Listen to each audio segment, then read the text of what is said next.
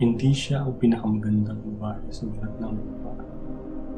Pero may kakaiba sa kanya na hindi ko makapaliwanag. Marahil yun ay nasa kanyang mga titig o sa hugis ng kanyang mga labi kapag siya ay umingiti. Hindi ko alam. Tanging alam ko lang ay mahal ko siya. Kaya kailangan ko siya kainin upang maging bahagi siya ng aking pagkatao. Maging kami ganap na iisa.